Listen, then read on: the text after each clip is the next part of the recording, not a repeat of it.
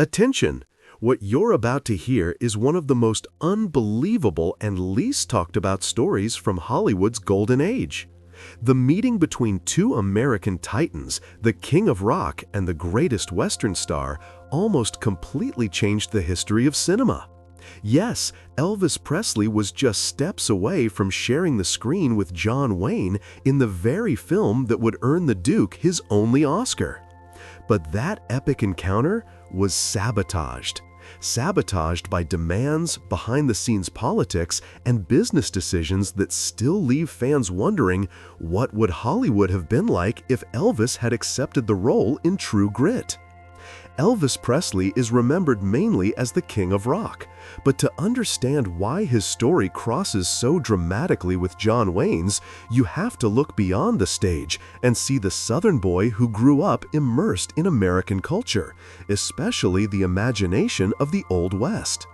Before Elvis became a musical phenomenon, he had already spent his childhood consuming the classic westerns that dominated the matinees of the time. John Wayne, to him, wasn't just an actor. He was a symbol of strength, bravery, and the romantic vision of the United States. Wayne embodied everything that young Elvis believed to be the ideal of heroism. That admiration never left him. When Elvis arrived in Hollywood, many critics expected him to be just a temporary celebrity riding the wave of his musical fame. However, his first films revealed an artist with a magnetic on-camera presence. In Love Me Tender, although the film had been built to capitalize on his image as a singer, Elvis showed dramatic potential that surprised part of the press. He had expression, he had sensitivity, he had that mix of vulnerability and strength that fits perfectly in Western characters. But it was in Flaming Star, 1960, that Elvis truly showed audiences and the industry he could go further. The role demanded a more adult, restrained tone with deep inner conflicts. Elvis's performance was praised for delivering emotional complexity at a level few expected from a pop idol. The film is still cited by countless film historians as clear proof that Elvis could have built a solid dramatic career if he'd been given the right roles. That point is essential.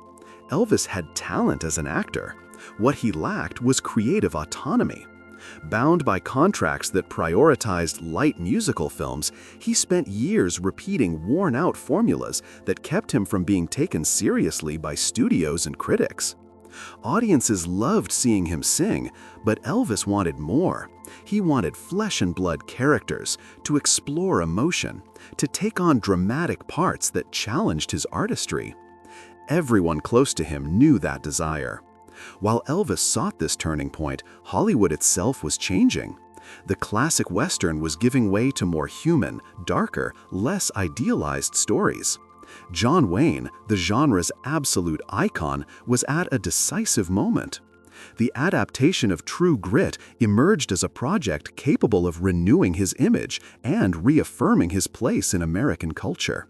The film needed not only a strong lead, but also a young counterpart who could balance the story and attract a new generation to the Western. It was in that context that Elvis Presley's name gained traction among producers. They knew he had natural charisma, screen presence, and enough popularity to turn the film into a cultural phenomenon. He had already proven, in earlier movies, that he could blend elegance, intensity, and a quiet rebellion, qualities that fit perfectly with the character LaBoeuf, the Texas Ranger meant to be the dramatic and emotional counterweight to the sheriff played by John Wayne. For John Wayne, the choice made sense. He respected Elvis. He saw in him not just a singer, but a figure representing the new generation of American artists. Elvis had a magnetism Wayne immediately recognized. There was also a strategic factor. Putting Wayne and Elvis together on screen would build a bridge between two worlds. On one side, the traditional Western audience; on the other, millions of young people who saw Elvis as the nation's greatest pop icon. True Grit could become not only a great Western, but a historic cinematic event. Before we continue, I want to hear from you. Do you believe Elvis deserved more serious roles and that Hollywood underestimated his acting talent? Leave your comment below. Your perspective enriches this discussion. The interest in Elvis for the part wasn't superficial. Industry insiders understood he could indeed become a respected actor if he escaped the cycle of movies controlled by Colonel Parker. And Elvis knew it. He longed for something with substance, something that would mark a new chapter in his career. With True Grit, he'd have the chance to play a serious role, with no musical numbers, alongside one of the greatest actors in U.S. history. More than that, True Grit represented Elvis's long-sought opportunity for artistic recognition. It would have been a bold move, a real change of direction, a concrete possibility of professional growth, the kind of role that could reshape his path from then on. That's the exact moment when the great tragedy of this story unfolds.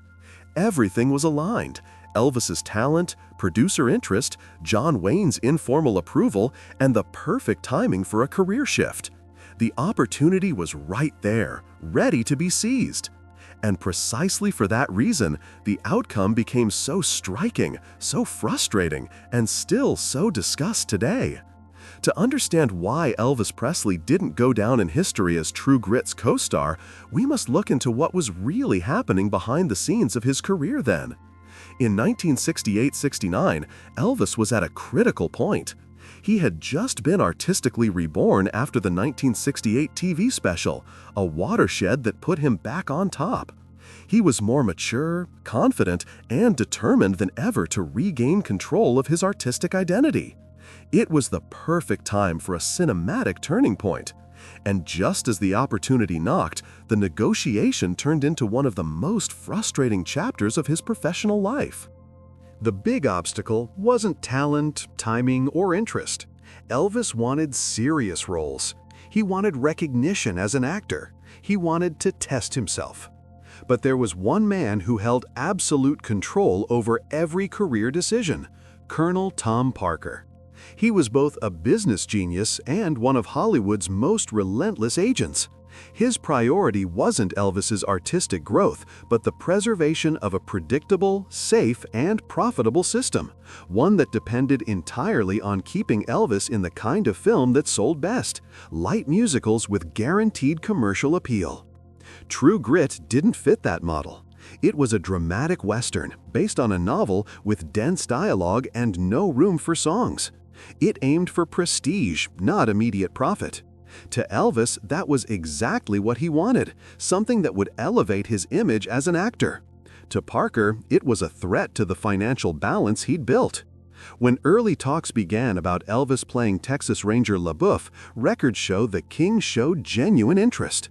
He saw the project as a unique chance to work with John Wayne, whom he had admired since childhood. Working beside the Duke would be, for Elvis, almost a personal fulfillment and a huge professional step. The role carried dramatic weight, required no singing, wasn't caricatured. It demanded presence, elegance, subtle irony, and emotional strength, everything Elvis could deliver. However, no step could be taken without Colonel Parker's approval. That's when things got complicated. Parker didn't evaluate the project for artistic quality, but for Elvis's commercial standing in it.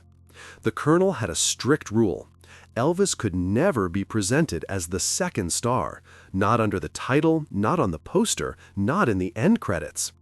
It had caused trouble before, and in this case, it became an impassable barrier. Parker's demand was one of his boldest and most unrealistic moves. He insisted Elvis's name above John Wayne's. Even by Hollywood standards, that was impossible. John Wayne was one of America's biggest film icons, acclaimed, established, beloved. He was the embodiment of the Western. To insist that Elvis's name top his didn't just break tradition, it was seen as an insult. Producers called it impossible. It wasn't about ego, it was about respect for the Duke's legacy. Still, Parker held firm. He believed yielding would set a dangerous precedent, lowering Elvis's market value in future projects. For the Colonel, Elvis was always the headliner. If not, the deal was off. And that's exactly what he told the studios. The reply came quickly. The demand was rejected. There would be no negotiation. And since Parker wouldn't back down, the talks ended. The dream died there. Elvis wasn't even allowed to proceed to later casting stages. The Colonel shut the door on his chance to work with John Wayne. And I want to hear from you.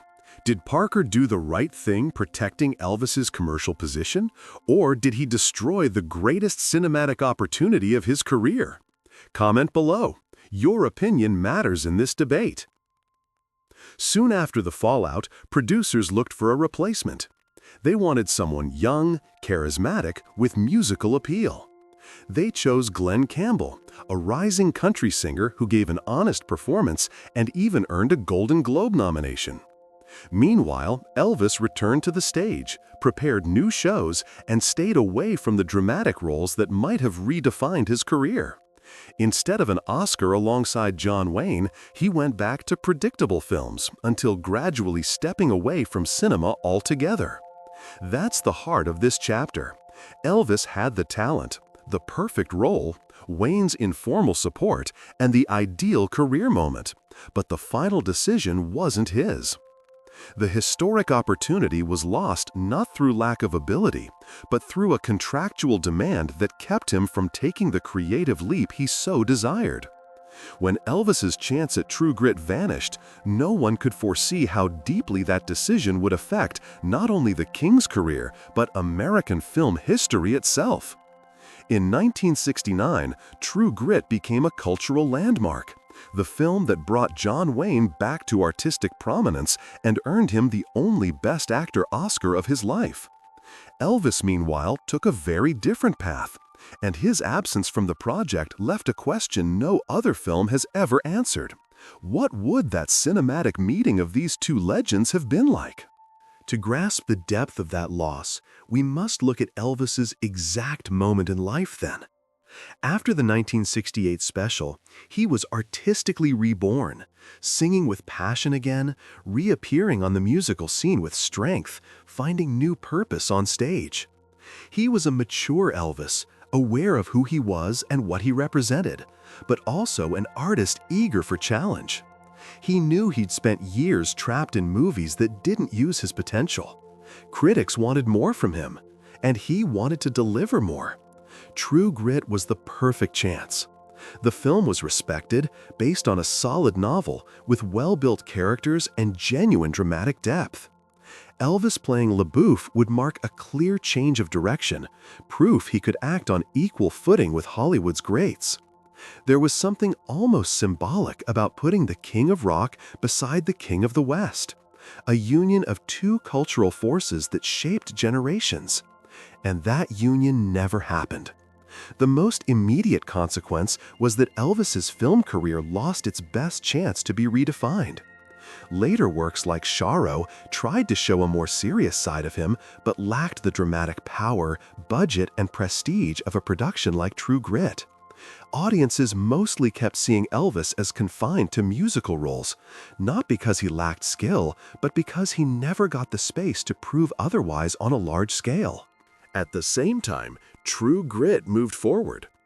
Glen Campbell took the role and did it honorably, though even he admitted Elvis would have been a far more powerful name. The film won critical praise, earned multiple nominations, and cemented John Wayne's image as the ultimate cowboy. Wayne was in a moment of artistic maturity, and acting beside Elvis could have added even more tension and dynamism, a natural contrast between youth and experience, impulsiveness and wisdom, tradition and modernity. That chemistry is what we'll never see, but it's impossible not to imagine it. Elvis had a natural elegance that would have matched beautifully with Wayne's commanding discipline. The character LaBoeuf required charm, a sense of honor, and flashes of emotional conflict, elements Elvis had shown mastery of even in simpler films. It's possible his performance in True Grit would still be remembered today as one of his career's great turning points. Another key outcome was how the decision exposed Colonel Parker's excessive influence. It proved that, even faced with incredibly valuable opportunities, Parker would always choose control and quick profit over Elvis's artistic growth.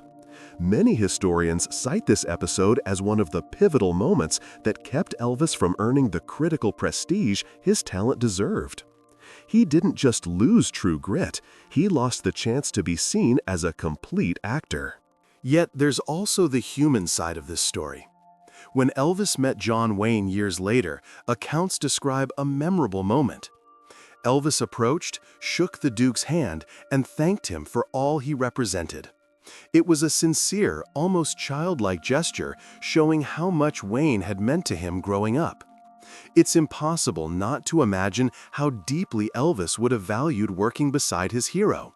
The emotional connection between them never became an artistic partnership, and that adds a sad yet fascinating layer to this tale. Fans, for their part, never stopped imagining, what if Elvis had done True Grit? Would he have been nominated? Won critical respect?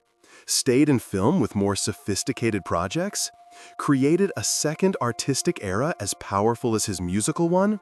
Those questions linger, fueling debates, books, documentaries, and analyses to this day.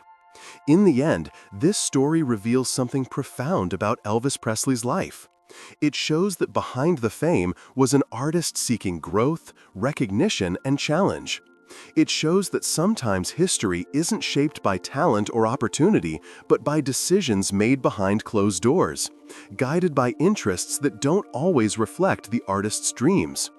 And above all, it shows that the Western lost the chance to meet the King, and the King lost the chance to leave his mark on the Western. And we, decades later, still feel the absence of that encounter that could have been one of cinema's greatest moments. As this story ends, it's impossible not to feel a mix of fascination and longing. Fascination for what we've discovered, and longing for what the world never got to see. Elvis Presley sharing the screen with John Wayne in one of the most remarkable films in cinema history. That meeting never happened, but the King's greatness lives on in every detail, every curiosity, every chapter like this, reminding us to revisit his legacy with affection and admiration. If you enjoyed this journey through Hollywood's backstage and want to keep exploring untold stories, deep curiosities, and lesser-known moments from Elvis's life, this is the right place for you. So go ahead and subscribe to the channel and turn on notifications. We have many more videos like this coming, and I'm sure you'll want to see them all. Also, leave your like. It helps the channel reach more fans of the King. And of course, comment below. Do you think Elvis would have shined in True Grit? Would the movie have been even greater with him in the cast? I really want to know your thoughts.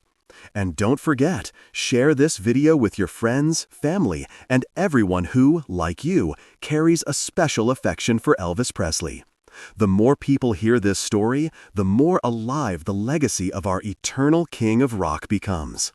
Thank you for watching, and see you in the next video. TCB, always.